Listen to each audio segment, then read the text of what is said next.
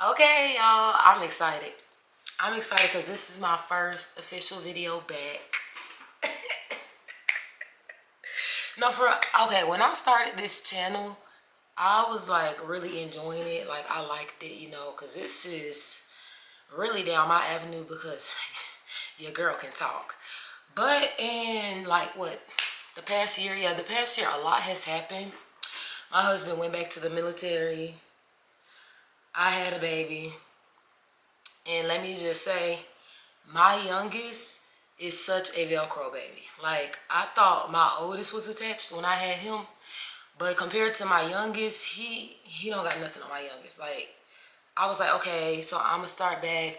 Cause at first I was like, okay, I'm gonna wait until, we get settled in here, this, before I start back posting on my channel. But I'm still, uploading and posting on the family channel and stuff over there. If you like family content and family me, then go over there or whatever. But yeah, so, and then boom, I got pregnant, had my baby, and I was like, okay, because you gotta give yourself time, getting used to the new dynamic and bonding and spending time with your baby. So I was like, okay, I'm gonna wait until he starts sleeping through the night to, start back posting on my channel, which is supposed to be around 6 months. My baby don't want to sleep through the night. He wants me to hold him all day. He wants me to hold him all day, constantly. He is 8 months now, and he is like, girl, no, like, I want you to hold me. I don't know why you keep trying to put me down in this bassinet. You need to pick me up. You need to hold me while I'm sleeping the whole time. I don't care. Which is understanding because, our babies, we got that connection. We attached to our babies. They are attached to us. But now he is kind of getting to the point to where he can like sleep at least for like a little bit, like kind of long enough for me to at least, do a video in his bassinet before he wakes up, he start crying and stuff. So right now my whole family is asleep right now. Really, my husband, he's not asleep. He upstairs just kind of chilling, watching TV or whatever on his phone and stuff. But as far as like our kids and stuff, they are asleep right now. So I'm excited to get back into, the stuff that I like to do and get into and talk about and watch and all of that, on these YouTube streets. So let me not make this intro too long, let me just go ahead and hop right into the video, y'all. Let's just check out and see what is the best anime to watch during the fall of 2024. Let's see what they're talking about, because I personally can never have too many anime shows on my list to watch. So let's just see. And oh yeah, before we start, have y'all watched that Bleach, 1,000-Year Blood War? Have y'all watched it? If y'all haven't watched it, y'all need to go and watch it, because I've watched it. And I know that part three is out right now. Last time I checked, at the time that I'm making this video, they were not done making the episodes. And if you know me, I'm not about to watch the show until you have all of the episodes come out, because you're not about to have me thirsting every week waiting for the new episode, especially when it comes to a show that I really, really, really like. Now I need to hurry up and be able to press like, boom, next episode. I need to be able to go right to the next episode. So yeah, I'm really excited about that. So, they could just make Bleach episodes for like forever for me, and I'll be satisfied. But let's hop right into this video, y'all. I'm excited. Let's see what they talking about.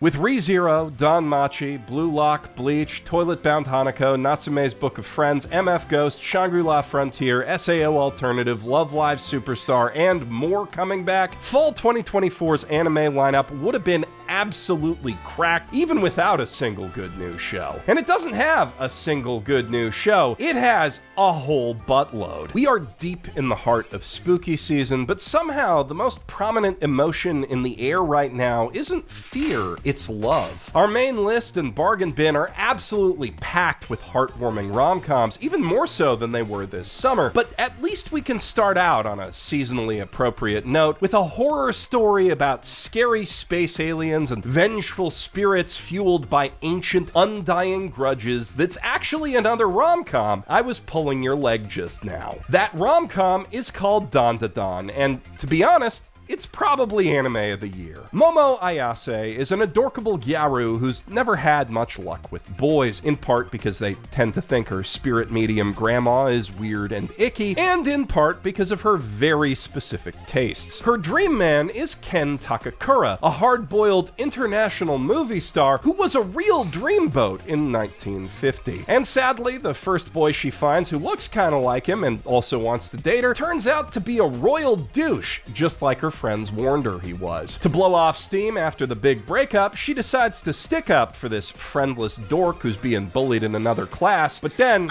See, my voice keeps trying to go out. That's typical. Okay, we already know where you're going with this. That's typical. You know, they get with the bad boy. You know, the girls, they like a good bad boy. And then when the bad boy then broke their heart and took them down through there, now y'all want to go over there to the nerds. No, y'all wasn't even checking for the nerdy guy at first. And Jesus, dang. And honestly, they need to be, you know, checking for the nerds, because the nerds is going to love you. The nerds, I mean, I don't know. I have heard some people say, you know, the nerds do be out here trying to do the most too, like, the nerve. But, you know, I feel like in most cases, the nerds are going to love you. Know, they just happy that they getting some attention. Like, the nerds, first of all, they're going to take care of you because, you know, they've been in them books. So now they out here, you know, making good money, taking care of themselves, finances straight, all of that. So, yeah, if I have a daughter, I'm like, girl, them bad boys, no, you need to leave them alone, okay? It's not all this cracked up to be. What you need to do is go find you a nice guy, okay, who is into them books and his studies and got his stuff together. You know, parents raised him right. He got a good head on his shoulders. That's where you need to go, okay?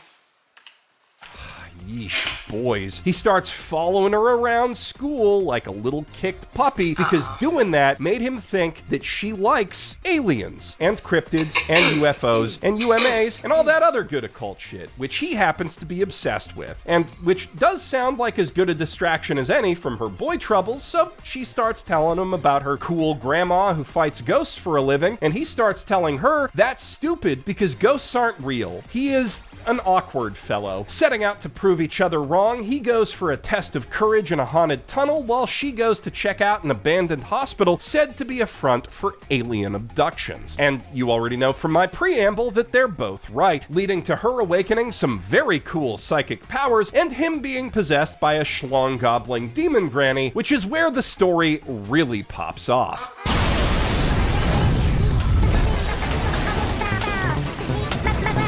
And then it keeps popping off to newer and cooler heights with each subsequent arc for going on 168 chapters now, constantly turning what any other shonen series would treat as monsters of the week or throwaway gags into serious, important plot points and characters, which it then builds off of in crazy, unexpected directions that never cease to surprise or delight, creating, in the process, the most kick-ass and least generic battle shonen story to debut through Jump since probably Hunter x Hunter, and also the best rom-com they have ever printed, period. And that's not even the best part. They took all that and gave it to Science Saru, whose experimental, digitally enhanced animation style is absolutely perfect for the material. Not to mention, weird sci-fi nonsense and supernatural action are the studio founders' bread and butter. So is the guy that he just said with the animation style, is he the same one, I can look it up after this, but is he the same one who does the animation for, dang, what is it called? Something 100 or, dang, what is that anime? I reacted to it on here and I watched it. It's the same, that anime is by the same people that made One Punch Man. What is it called? I can't even remember. Oh my gosh. That mama brain kicking in. I can't even remember. It's, oh my gosh, I cannot remember.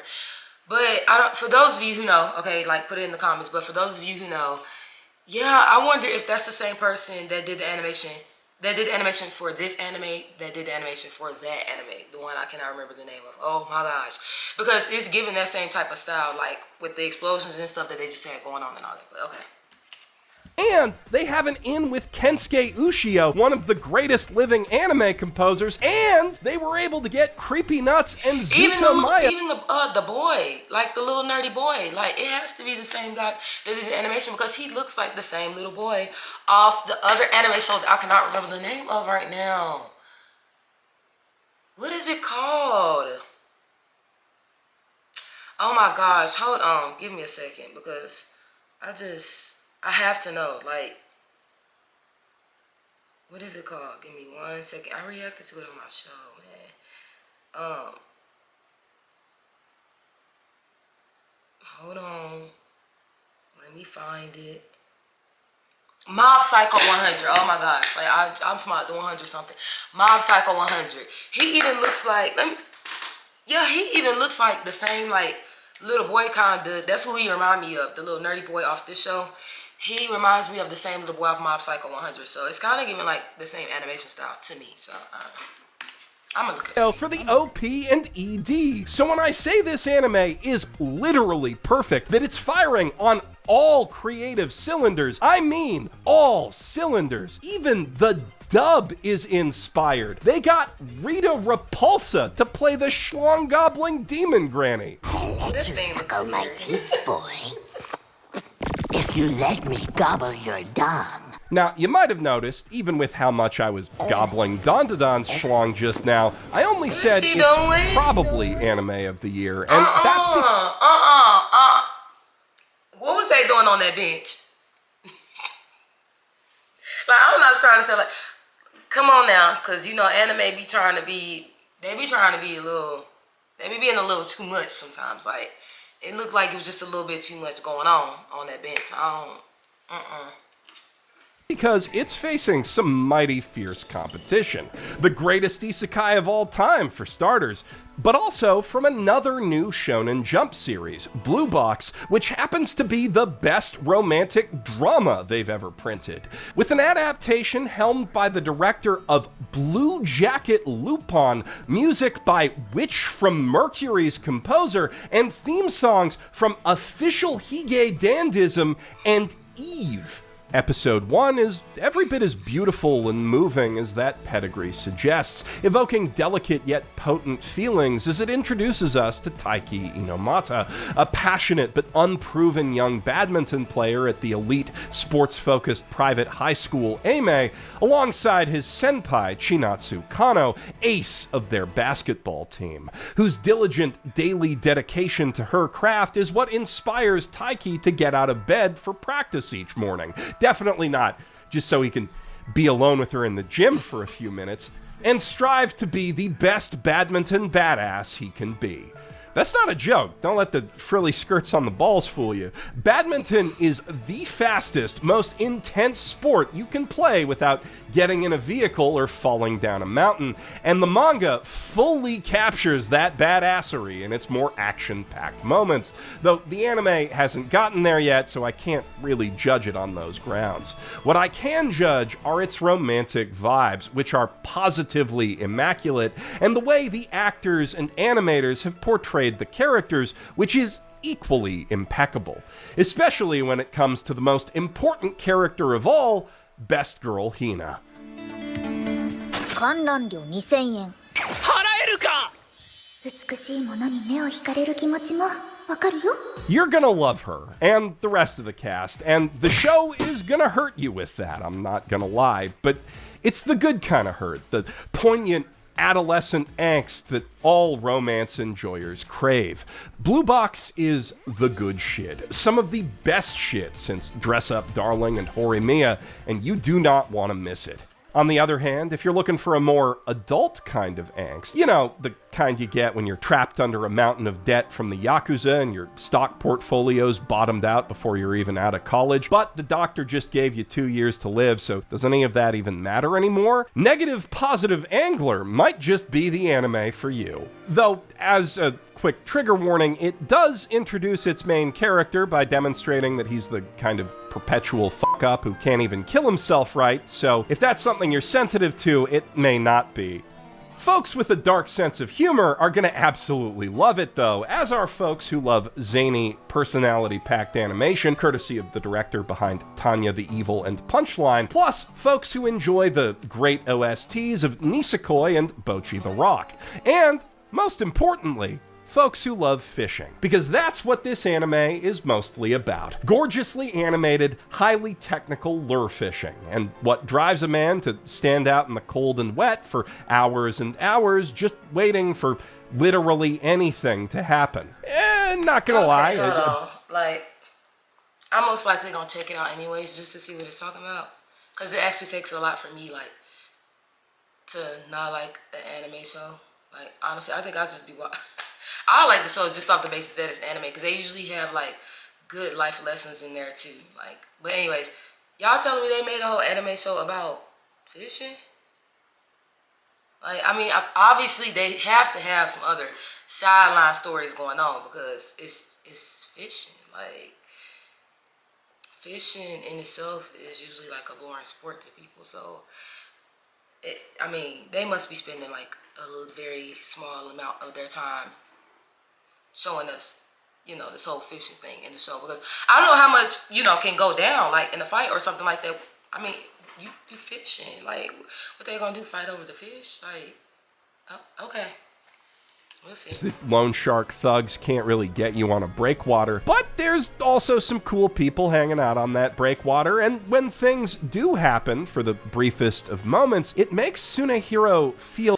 Cause, I mean, did I hear that right? Like, he said the show was about fishing. Like, how did we go from the beginning, it was showing us how he had all that debt and owed some money to the Yakuza or something like that, to now because I thought that's what the show was gonna be about, you know, to, you know, it's this whole fishing thing. Like, how is that going to correlate? Okay, I'm about to make my own head hurt trying to, you know, alive again for the first time in as long as he can remember, reminding him of what it feels like to be connected to the cycle of life and death. And if you remember that beautiful animation I was talking about a second ago, it captures that feeling in particular masterfully. So there's definitely more on offer in Negative Positive Angler than just the pitch black humor. The whole thing strikes me as quite profound, to be honest, which comes as no surprise given that this original anime shares its head screenwriter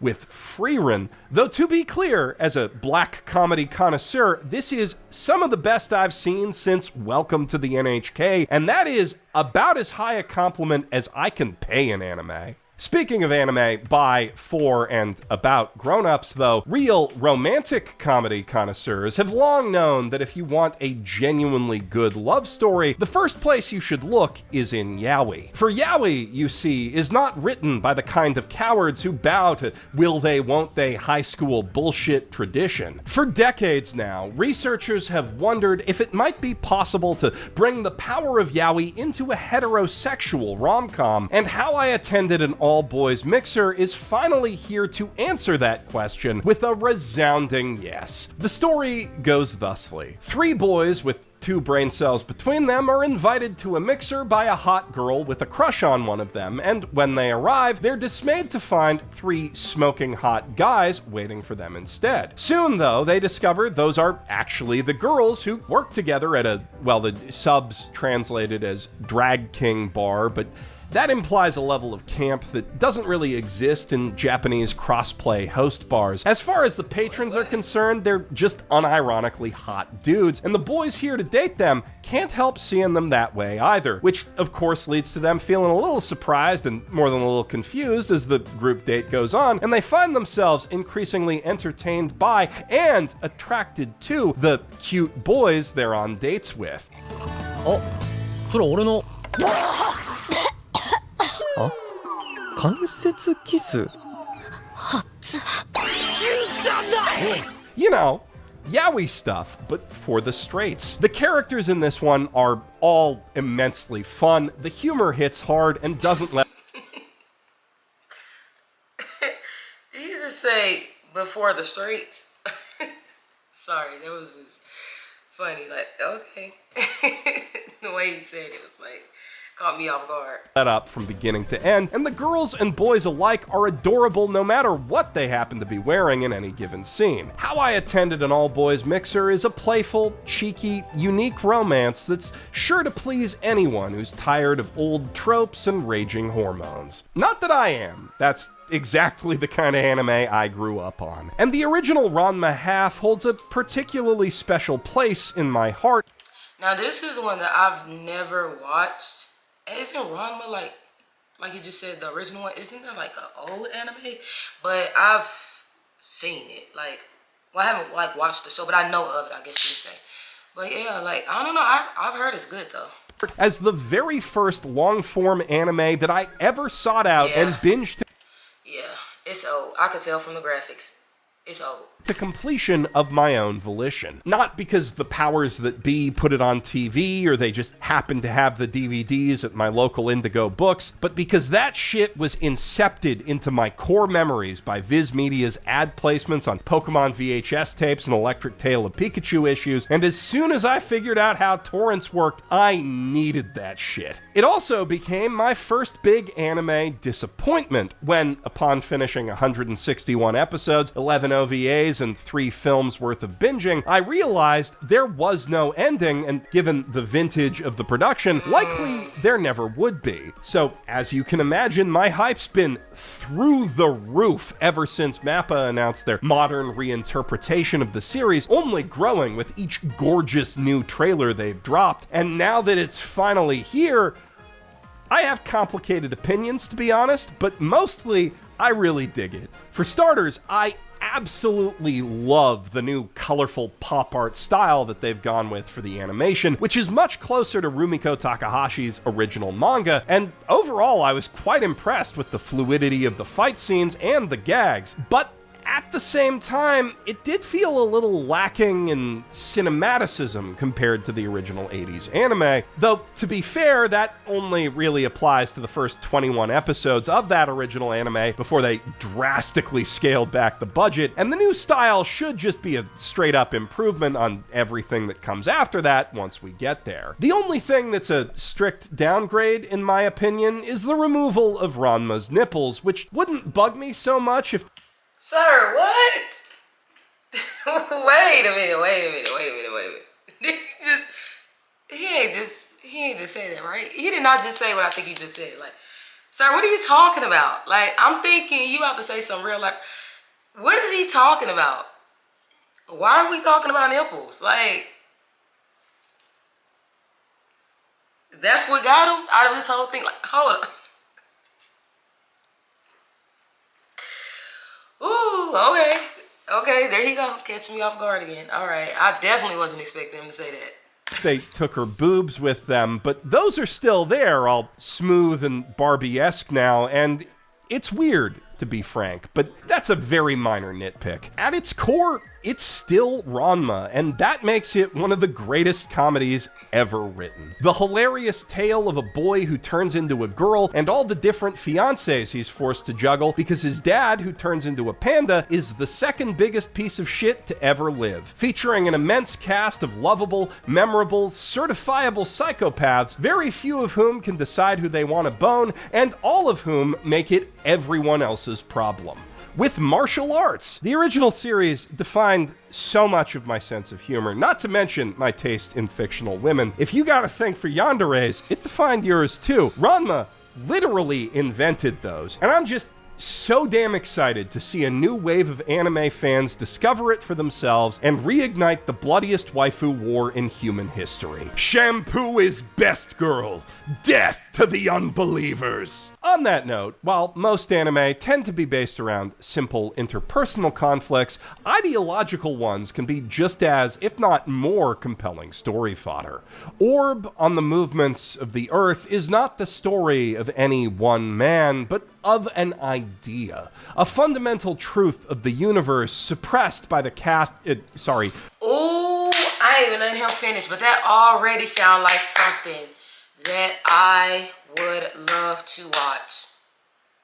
I'm definitely gonna have to check that one out because that's definitely down somebody like me and the way my mind works and how I'll be thinking, that definitely sounds like it's down my alley, so yeah. I already know I'm gonna check that one out. Religion C Church, which reasserts itself time and again throughout the decades in Country P by way of bright and inquisitive minds that refuse to turn away from the elegant mathematical beauty of our universe once they see it, no matter how many of them the Inquisition burns at the stake for it. Specifically, it's the idea the Earth revolves around the sun. As you might have guessed from its non-committal naming convention for nations and religions, Orb is not based on the true story of heretical heliocentrists like Galileo, who was censored and persecuted, but notably not incinerated by the inquisitors of his day.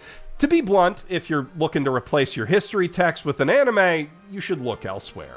Rather, Orb dramatizes the popular myths surrounding the Inquisition and its enforcement of geocentric dogma in the Dark Ages to spin a fascinating philosophical yarn about the irrational obsession with truth over self-preservation that so often overtakes brilliant, rational minds, as well as the depraved ends that those who consider themselves righteous will go to in order to protect their worldview and the comforts and power that it brings them from those who dare to question it. There's a reason these tales have taken such a deep root in the popular consciousness in spite of the less violent reality being so readily available.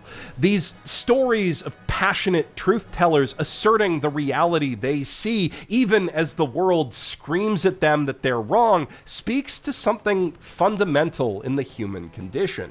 And certainly there is potent drama to be found in watching a brilliant mind turn its faculties toward hiding the dangerous beliefs that its innate insight refuses to let it reject.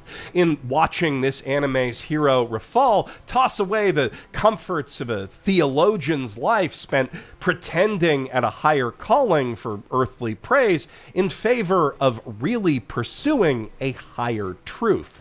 So personally, I don't begrudge the lies that Orb echoes about the past because there is so much truth in what it has to say about people in the present. Anti-vaxxers, not you. I know some anti-vaxxers are hearing me say that and thinking, oh, he's talking about me, not you. Not. He did not have to. He did not have to do that. Okay, he did not have to do that. Why are you throwing shots out there like that? You. If you're a fan of seinen dramas like Vinland Saga... Oh my gosh, yes. Vinland Saga was good. We finished Vinland Saga, didn't we? Yeah, we definitely finished the last season that they had. I think that's it too. Vinland Saga was good. My husband wasn't feeling it towards like the end and stuff. He was like, okay, what are they doing? Like, where's the fighting? Now they starting to give like all this background story. Like, he don't be caring for stuff like that. He mainly likes to watch animes that has like a lot of fighting and stuff like that. Or the closest he gets to not really watching anime with, I guess, like that type of like graphic fighting and stuff like that is he'll also watch sports animes. But he'd be telling me that it still goes down on the sports animes too. Like, he said that they do be fighting and getting it in and stuff like that. I'm like, yeah, okay, sure they do, because the scenes I be seeing every now and then, it don't look like that. It definitely not. It's not hitting the same. Like, it's a sports anime. They can't be doing that much. They're playing basketball. They're playing soccer, but okay.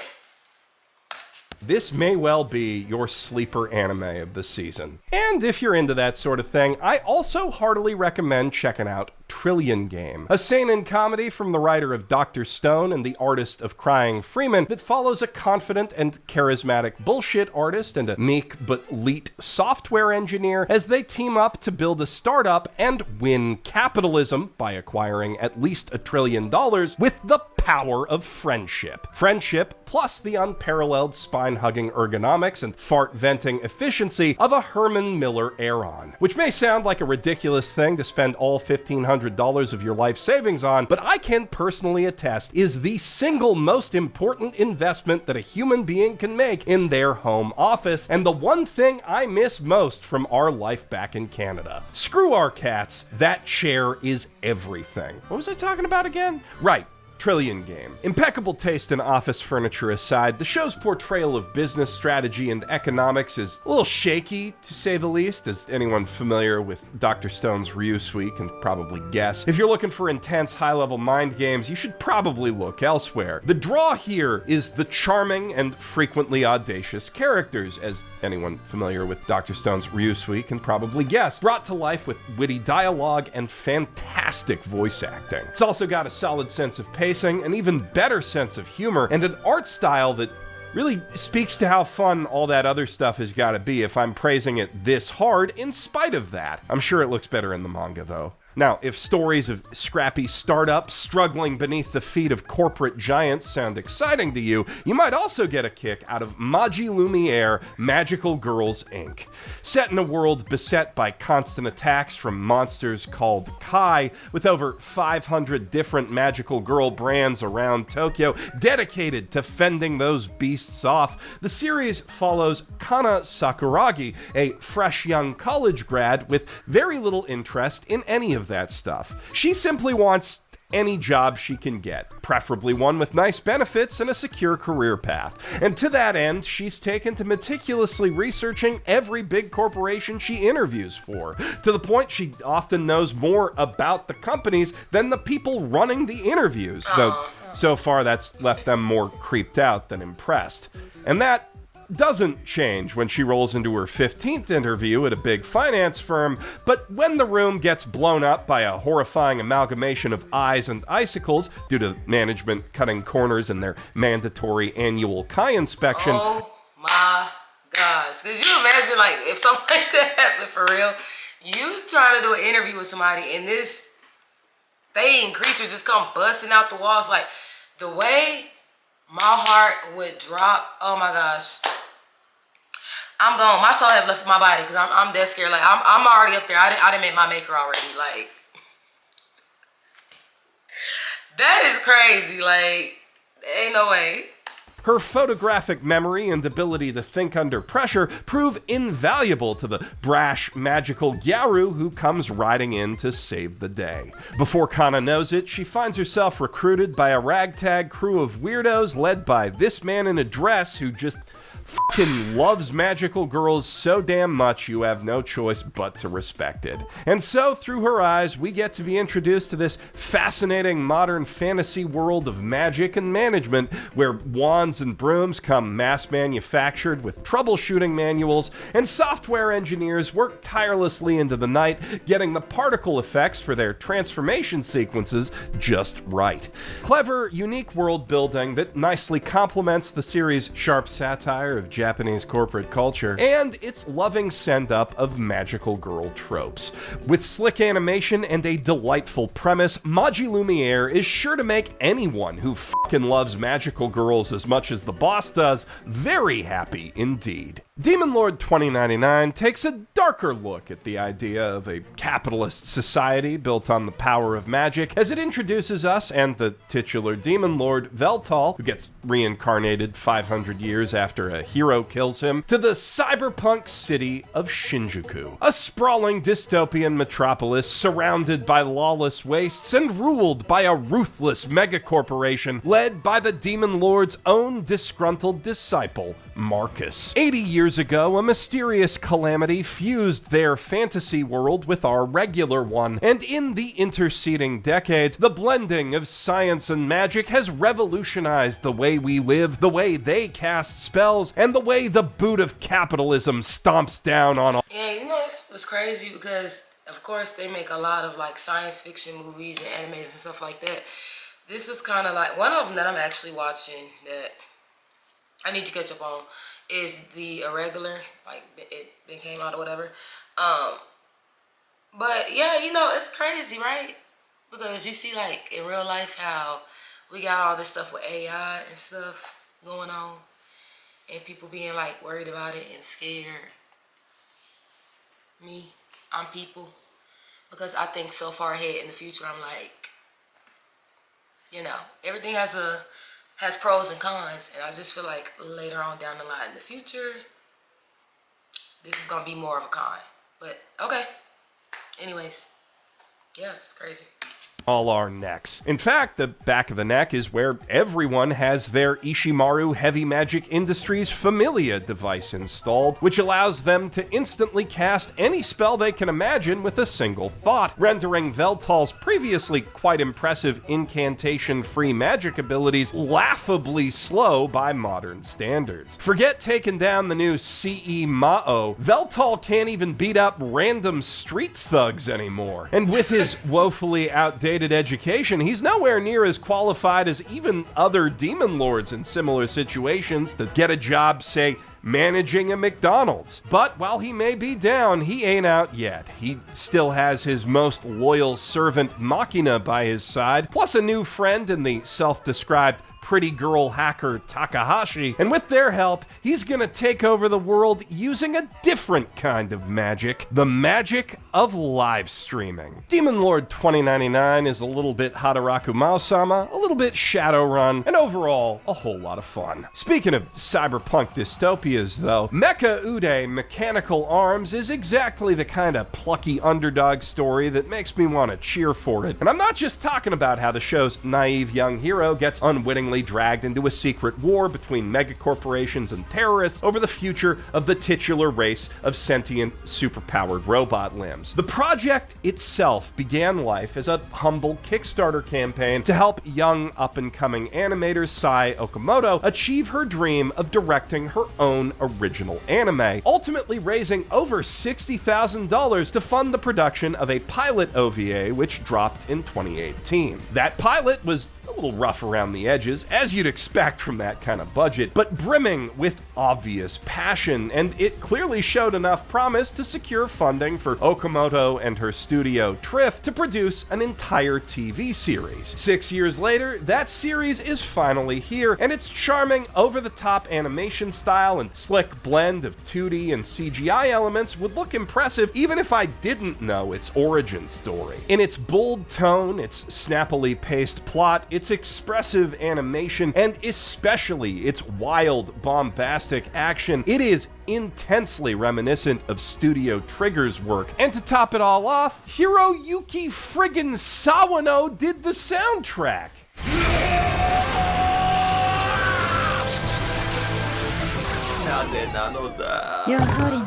The story's your basic shonen fare in many respects. A meek, helpful kid slowly awakening his inner badass after a chance encounter with the aforementioned super fighting robot arm causes him to butt heads with various colorful characters, including a malevolent rival who hates friendship and a cute redhead who seemingly wants to be friends, but her latent psychopathy kind of gets in the way of that. But it plays those old tunes with the same passionate energy as the all-time classics, filling that Gurren Lagann-shaped void in my heart in a way that few things but authentic Trigger-produced anime can. With Dan Da Dan being almost literally perfect, Blue Box tugging at my heartstrings with every second, Orb being profoundly thought-provoking, and ReZero being more ReZero, I can't exactly say that Mecha Ude is the best or even my favorite show of the season, but it is the one that I'm personally pulling for the hardest because I strongly believe the industry needs more original passion projects like it. If you believe the same, or you just want to have a fun time watching some cool-ass fights, you can check it out on Crunchyroll. With that, we've reached the end of the main list, but before we dive into the bargain bin, I want to take a quick sec to talk about two very cool new anime that I wouldn't typically touch on at all because they're spin-offs of established franchises, and generally I think if you've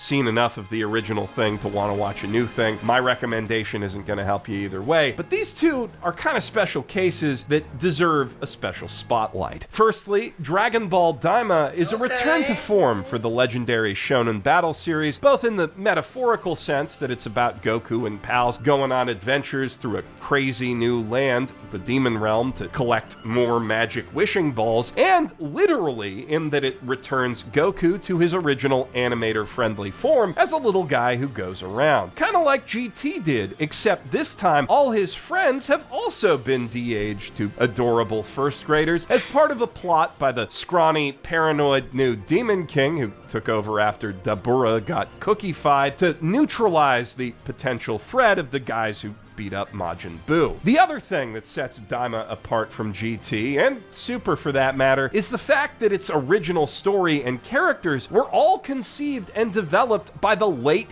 great Akira Toriyama himself, which makes this...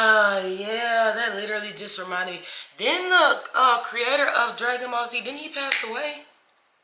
That's crazy. I mean, it ain't so crazy when you think about it. I mean, we all gonna go someday, but it's still crazy, you know. Like, somebody passed, it still be hits. Like, dang, that's crazy. Like, they really gone. Like, but yeah, I'm definitely gonna watch this one. This one's definitely going on my list because, I mean, come on, it's Dragon Ball Z. It's Dragon Ball. It's a classic.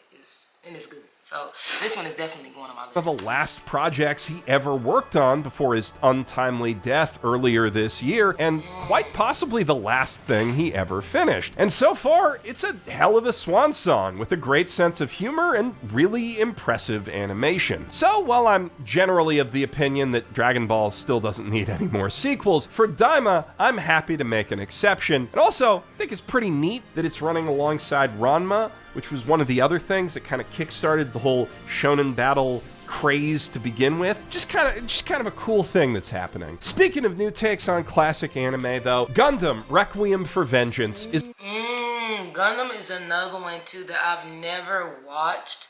But it looks like it's good, though. Like, I know of it, but I've never watched it. But, yeah, it seems like it's good. I mean... is a promising new project set in the Universal Century timeline, which takes us back to the one-year war for a look at the generally underexplored European front from the perspective of the Zeon invaders, who were the bad guys in the original anime, if everything I just said sounded like gobbledygook to you. Now, putting us in Zeon's shoes isn't really new for the franchise, which has always portrayed the morality of war in tragic shades of gray, but what is kinda new, for anime at least, has been done before in manga, and pretty damn metal regardless, is how those Zeon protagonists see the titular prototype Gundams as these unstoppable horror movie monsters reigning... They look like Transformers. Like, it's giving me Decepticon vibes. Death and fire on the battlefield, which is a portrayal very well suited to the new ultra-realistic CGI style. And on that note, as a sci-fi anime cockpit enthusiast, I am generally quite stoked for the insane level of technical detail that style facilitates in every mech we see throughout the series. A little less stoked on how the humans look in that style, if I'm being honest, but that'll be a minor complaint so long as the story turns out good and the battles are as intense as the trailers make them seem. I haven't actually seen the show yet, since it's not out yet, but I'm really excited for it, and I hope I don't end up eating those words. Speaking of shows that'll make you look at badass combat robots differently, though, the first item in our bargain bin, You Are Miss Servant, is basically a straight-up rip-off of the classic Gainax ecchi comedy Maharomatic, only with a clumsy, naive ex-assassin inexplicably volunteering to clean up a lonely teenager's house, rather than an impossibly competent alien-fighting android who's allergic to horny. Which I'm not complaining about, to be clear. It's been 22 years since Maharomatic. Holy f***,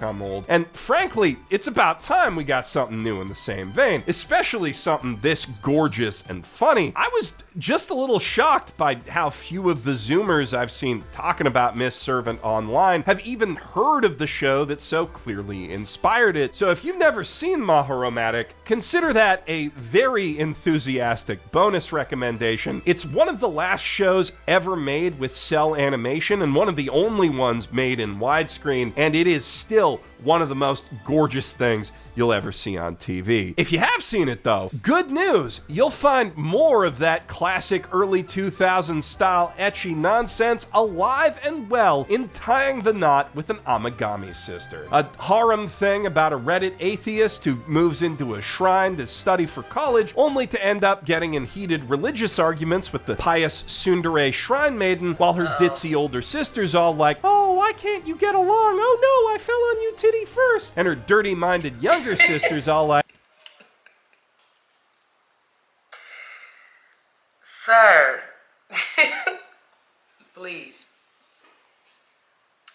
Like, you're such a pervert, aren't you? Oh no, I fell on you titty first. And then the head priest, who's also their grandpa's all like, I've decided that you're engaged to one of them now. Your choice, which one? So, yeah, it's one of those. Pretty decent one of those, with some very nice animation for the parts without titties even, but not quite nice enough to shake the feeling you've seen it all before. Now, 365 Days to the Wedding is a love story I guarantee you haven't seen before, about two single, socially awkward travel agency workers who must pretend they're getting hitched after their boss announces that one unlucky, unmarried employee is gonna win a mandatory promotion to manage their new branch in Alaska next year. It's an unlikely match. Her favorite thing is quiet time with a nice map, while he mostly enjoys the company of his cat, and they plan to break it off before things go too far. But when their co-workers get super excited about the whole thing, prompted by their boss who's super suspicious, they start having to fake it so hard they might actually make it in the end. If you're looking for more quirky comedies, Acro Trip follows a hardcore otaku fangirl of a very low-rent small-town magical girl who ends up being recruited by the small town's low-rent evil organization when the leader realizes he's kind of a dumbass and she's way better at evil plans than him. Which she ultimately decides to go along with, in part because it means she gets magic powers, but mostly because the town has become increasingly unimpressed with all the decidedly unthreatening threats Berry Blossom has to face each week, and her number one fan ain't gonna take that kind of disrespect lying down. If you're a magical girl otaku, or you just enjoy the genre casually, Acro Trip is a quirky parody with an original hook, wonderful characters, and a razor-sharp wit that's sure to put a smile on your face. It's also, hands down, one of the jankiest pieces of animation I have ever laid eyes on, outside of a few nice Sakuga cuts in episode 1, but somehow that messy style ends up really fitting with its overall vibe. In contrast, Stories of Girls Who Couldn't Become Magicians is a positively gorgeous anime about girls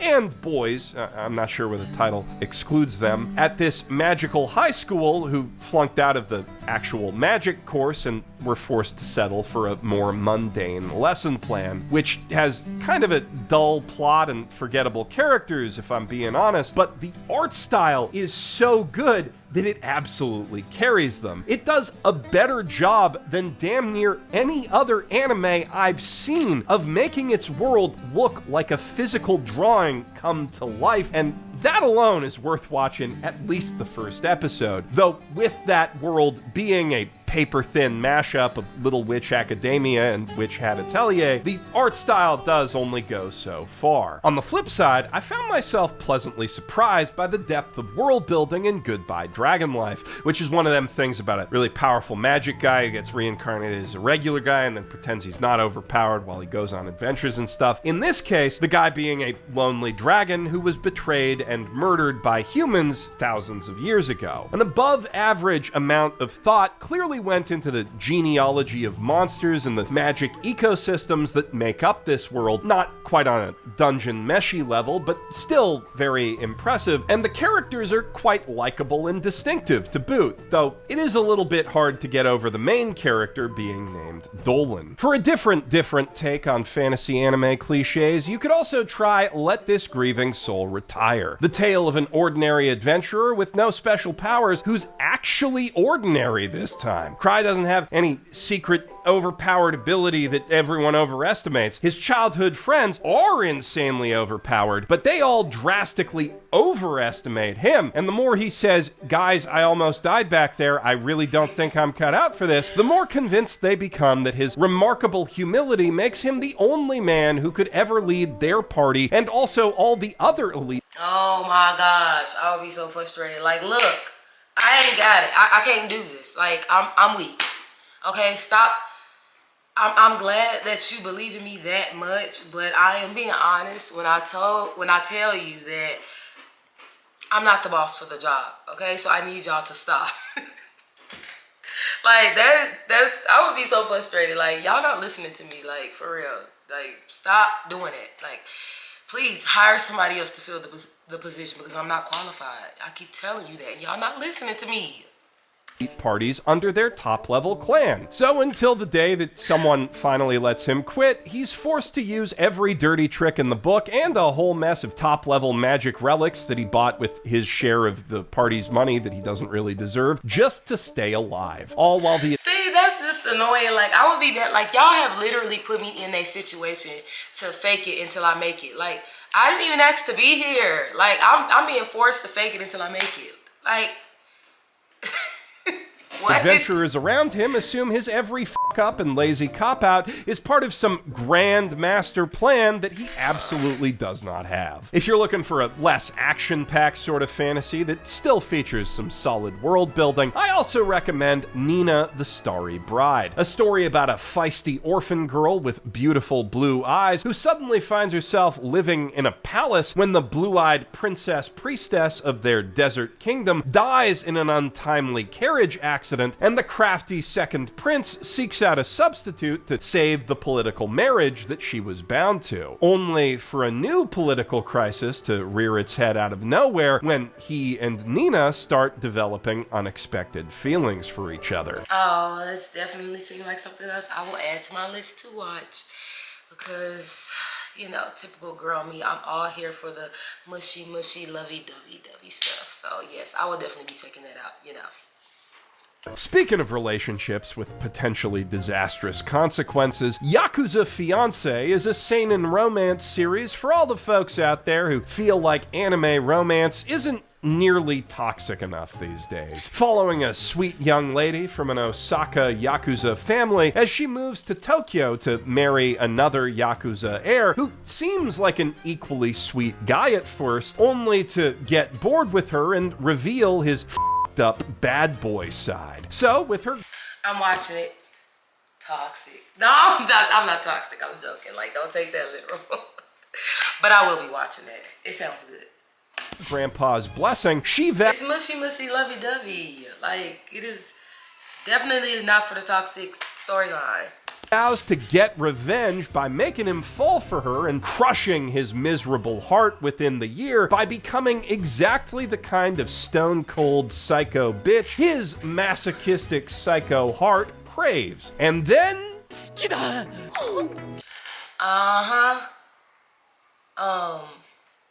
I don't know if y'all know this, regardless of what the men be saying out here, but they definitely do. Like, Mean Girls. This is not the video for this, so I'm not gonna go too deep into that, but